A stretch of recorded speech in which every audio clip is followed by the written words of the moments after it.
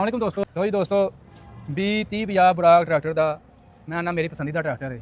काफ़ी जिमींदार की पसंदीदा है कंपनी यानी कि मिलर ट्रैक्टर में काफ़ी जिमींदार आते रहे भी इहो जिहा ट्रैक्टर सानूं जुबैर भाई साडे नाल मौजूद ने, रिव्यू वाह अच्छा देंगे ने। जुबैर भाई कैसा फिर ट्रैक्टर है? मैं ना 2400 का 240 का ਪਿਓ ਨੂੰ ਕਹਿ ਸਕਦੇ ਹਾਂ ਕਿ ਨਹੀਂ? ਹਾਂਜੀ, ਕਿਉਂਕਿ ਉਹ ਤੇ ਕੰਪਨੀ ਨੇ ਟੈਸਟ ਕੀਤਾ ਨਹੀਂ ਕਾਮਯਾਬ ਹੋਇਆ। ਹਾਂ ਇਹ ਕੰਪਨੀ ਟੈਸਟ ਕਰਕੇ ਤੇ ਲਾਂਚ ਕਰ ਦਿੱਤਾ। ਇਹਦੀ ਲਾਂਚਿੰਗ ਦੀ ਵੀਡੀਓ ਵੀ ਲਾਈ ਸੀ। ਕਿ ਇੰਜਨ 50 HP ਵਾਲਾ ਕੰਮ ਇਹ ਸਾਡੂ ਕਰਦਾ। ਮਿਹਨਤ ਕੀਤੀ ਇਹਦੀ। ਕਲਰ ਪਿੱਛੋਂ ਚੇਸੀ ਕਲਰ ਚੇਂਜ, ਹਾਂਜੀ ਸ਼ੋ ਕਲਰ ਚੇਂਜ, ਠੀਕ ਹੈ।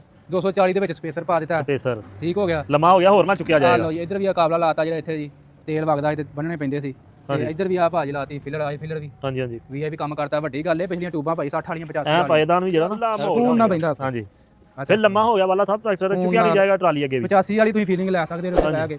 ਬਾਕੀ ਦੂਸਰੀ ਗੱਲ ਇਹ ਪ੍ਰੈਸ਼ਰ ਸਟੇਰਿੰਗ ਨਹੀਂ ਮੈਨੂਅਲ ਹੈ। ਪ੍ਰੈਸ਼ਰ ਦੇ ਵਿੱਚ ਕੋਈ ਐਵੇਂ ਇੰਜਨ ਤੇ ਲੋਡ ਹੀ ਪੈਣਾ ਸੀ, ਤੇ ਮੈਂ ਨਾ ਕਿਆ ਕਮਾਲ ਚੀਜ਼ ਬਣਾਈ ਹੈ।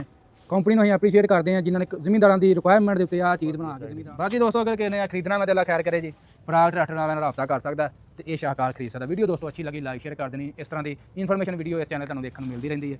ਓਕੇ ਜੀ, ਅੱਲਾ ਹਾਫਿਜ਼।